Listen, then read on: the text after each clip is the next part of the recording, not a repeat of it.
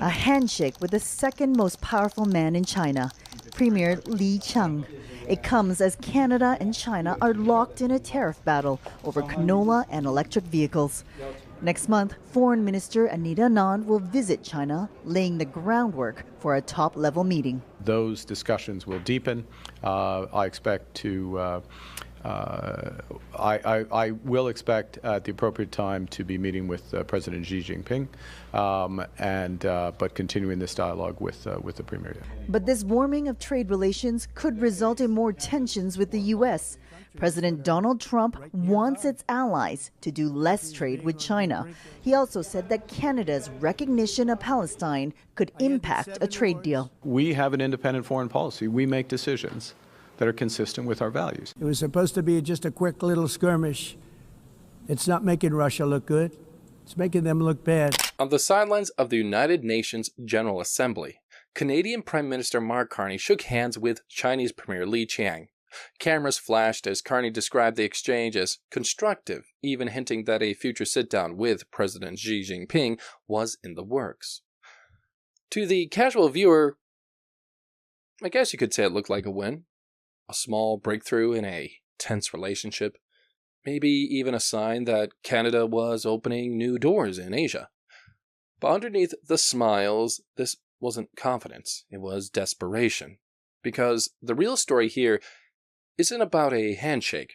It's about a Canadian leader who feels boxed in by the US. His talk of diversifying trade and having multiple partners, I think, leans to that. He's cut off from his most important ally and forced to scramble for alternatives.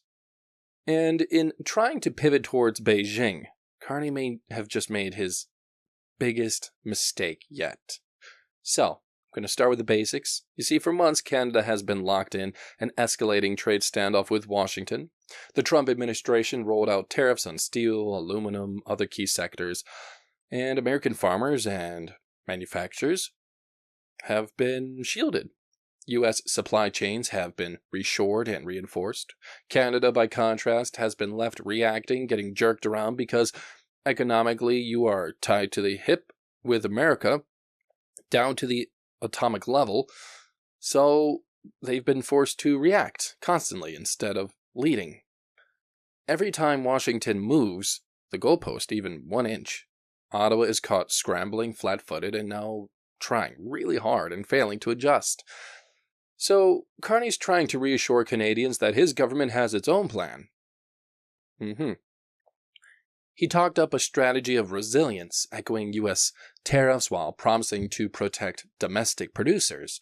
But the results have been lousy at best. One thing we're going to be demanding is we're going to be demanding respect from other nations. Canada, we have a tremendous deficit with Canada. We're not going to have that anymore. We can't do it. I don't know if it's good for them. As you probably know, I say you can always become a state.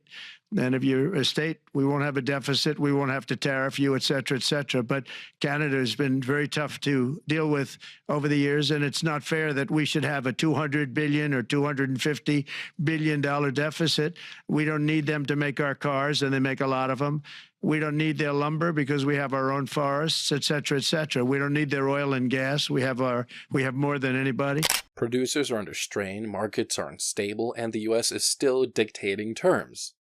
And the context for this sudden handshake in New York, Carney wants Canadians to see it as diplomacy. In reality, it's a pivot born of weakness. You see, he's attempting to show that if the U.S. shuts the door, Canada has options. Great.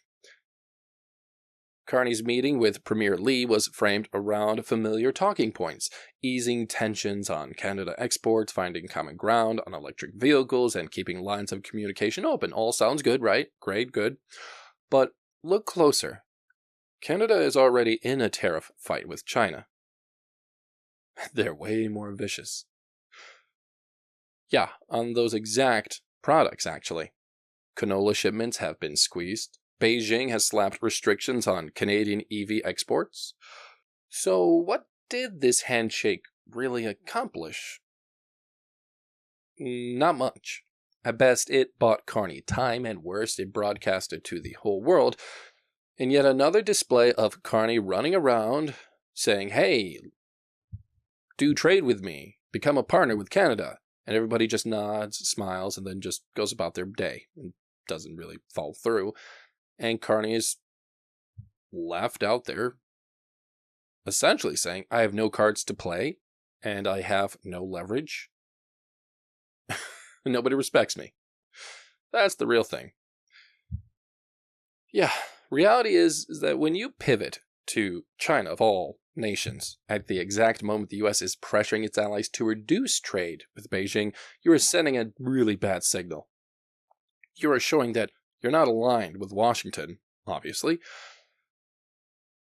and that you're willing to flip positions under pressure, and you're risking looking less like a negotiator and more like a government that has no grip on its own nation and is just basically told what to do by bigger nations. Numbers don't lie, guys, and they're painting an ugly picture for Carney. Since the U.S. tariffs came down, Canada's steel exports to the U.S. have dropped by more than 30%. Aluminum shipments fell by nearly a quarter in just 1 quarter of 2025. Canadian farmers are already struggling with drought conditions, and they're now facing double blows, higher input costs, and fewer guaranteed markets. On Leroy Newman's family farm, the stress of another new tariff hangs over this year's harvest. The good old farmers, we just have to take one for the team every time, and it's tiresome. Newman's canola crops are already seeing a steep drop in value now that China has hit Canadian seed imports with a duty of over 75%. It's due to kick in on Thursday. It could be easily $60,000, $70,000 hit in one day for just our small farm. The move is a new escalation in a year-long trade dispute. First, Canada placed duties on Chinese electric vehicles, aluminum, and steel. In response, China imposed 100% tariffs on Canadian canola oil and meal. Now, all canola exports are being hit. There's going to be some economic hardship here. China is the second biggest export market for Canadian canola after the United States, and it's the largest buyer of seeds, valued at nearly $4 billion annually.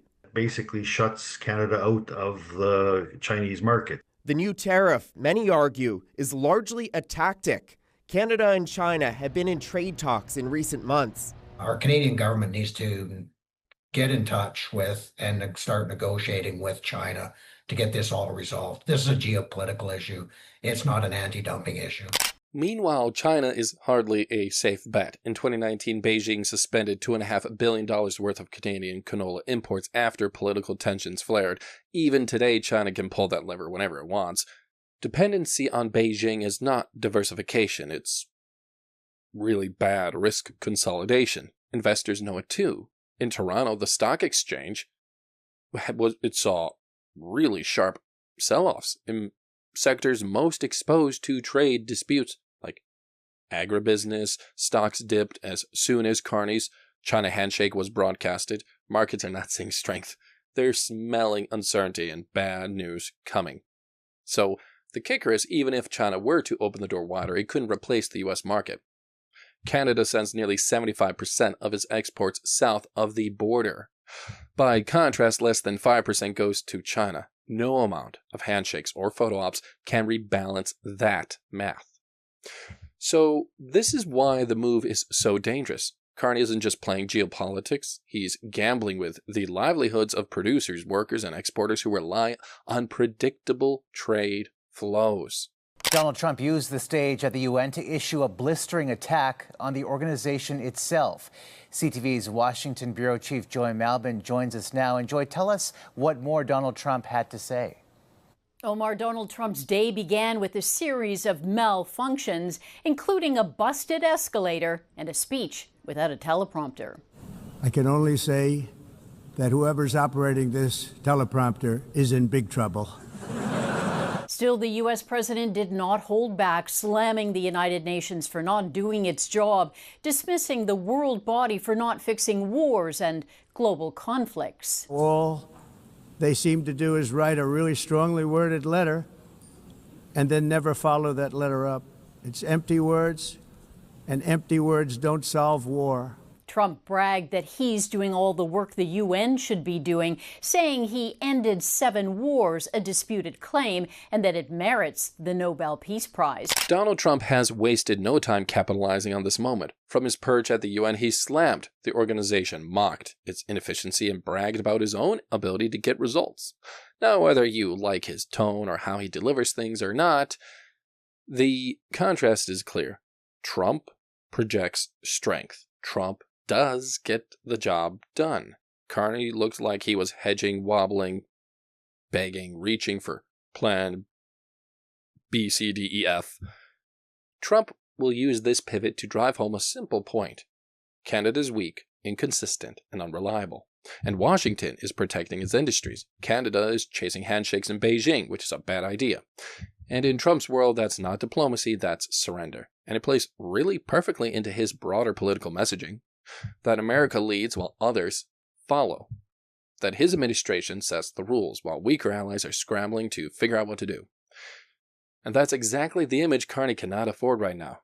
We don't need their cars. We don't need their energy. We don't need their lumber. We don't need anything that they give. We do it because we want to be helpful, but it comes a point when you just can't do that. You have to run your own country.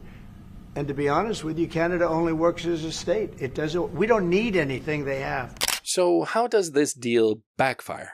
Well, first it is isolating Canada. Washington made it clear that the closer economic ties it has with China, that's going to be unacceptable with the U.S. Allies are being pushed to decouple supply chains, limit tech cooperation, and take a harder line against Beijing. By moving in the opposite direction, Carney risks alienating his most important partner even further. Second, it undermines confidence at home. Carney's trying to remain calm. He's trying to keep the markets cool by talking about resilience and diversification. But instead of reassurance because of his track record, this pivot raises questions. Is Canada conceding that it can't compete in North America? Is Ottawa admitting that it has no leverage with Washington? Or for farmers, miners, and auto workers, those questions cut deep. And third, it exposes Carney personally. The more he leans into these symbolic gestures, the more he looks like a leader under pressure, someone who's reacting to events, not shaping them.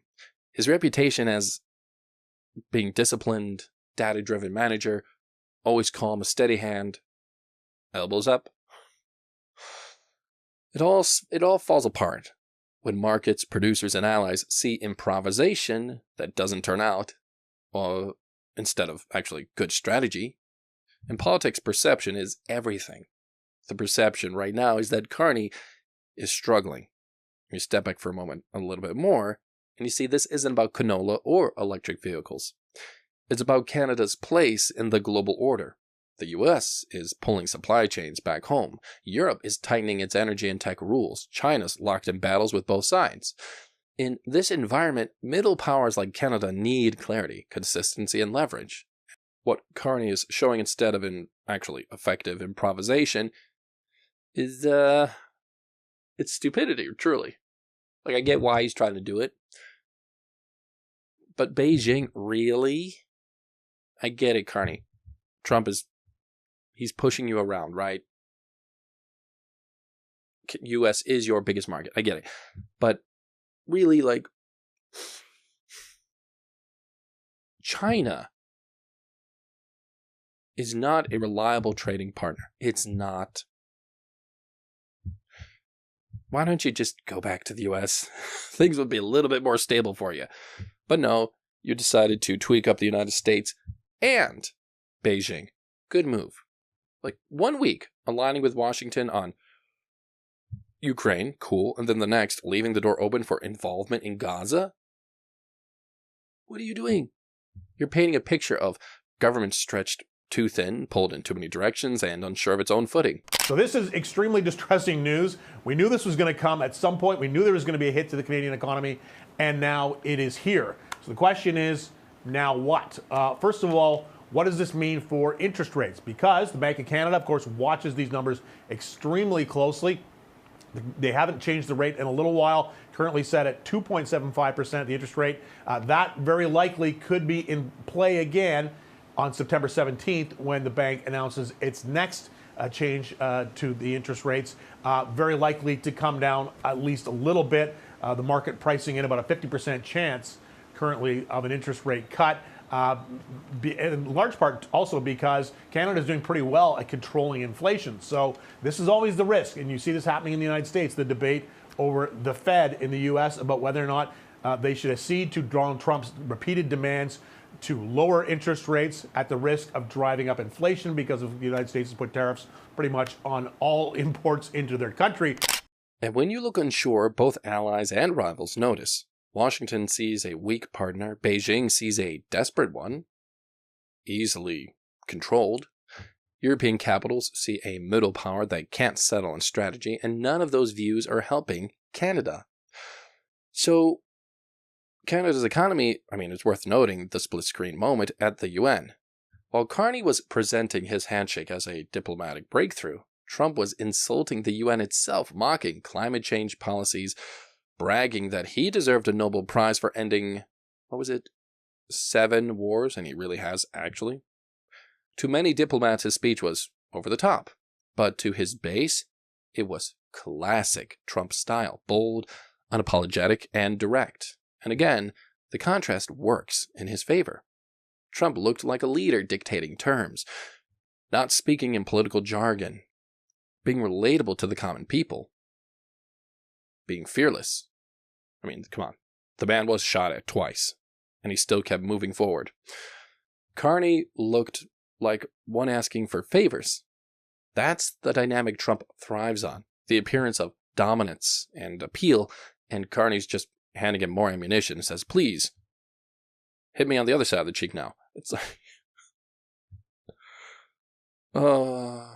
you guys got to get rid of him. You need a new leader over in Canada. So, where does this leave Canada? It's caught between two giants. One side, the U.S., Canada's largest trading partner. It is tightening the screws with tariffs and demanding loyalty. And you have China. You got Beijing offering markets but carrying risks that Washington won't tolerate. Carney wants to play both sides, but history knows that it rarely works. You can't court Xi Jinping on Tuesday and expect Trump to cut you a break on Thursday. So eventually you're forced to choose. And right now, Canada looks like a country trying to dodge two meteors that it brought to it in the first place. Trump and Xi Jinping. And you're just going, please don't destroy me. Canada's paying the price. Carney's insisting that Canada has an independent foreign policy. He argues that decisions are guided by values, not pressure, but independence only works if you have leverage. If you have the ammunition to go out there and get into a fight and be able to fire some rounds and actually be effective, you have to be able to have the resources, the economic infrastructure, supply chains. Leverage comes from strength, military, effective diplomacy, economics. Canada does not have that right now. The economy is vulnerable to tariffs. Defense spending is lagging behind. You have planes that are ancient and allies who don't think that you are a reliable partner, and diplomacy where you're shaking the hands of Lee and it looks just symbolic and a photo op rather than anything of substance. That's why this pivot stings instead of showing independence. It highlights dependency instead of strength. It signals weakness. Mark Carney wants Canadians to believe this is smart diplomacy. Donald Trump calls it surrender. The truth may be somewhere in between, but one thing is very clear. The move has not stabilized Canada's position. It's exposed it. A government that looks cornered, a leader who looks pressured, and a country whose most important alliance is more strained than ever. So, here's the question. Can Carney pull Canada back into a position of strength? Or has the China gamble already branded Canada as the weakest link in the North America alliance? You tell me. That's all that I have for you today, guys. From us here at the Zone Media Network, I'm Griffin, your host. Feel free to head on over to American Zone for all the latest American news, where you will see me there. And don't forget to like, subscribe, comment down below. Love you all, guys, and I'll see you in the next one. Take care.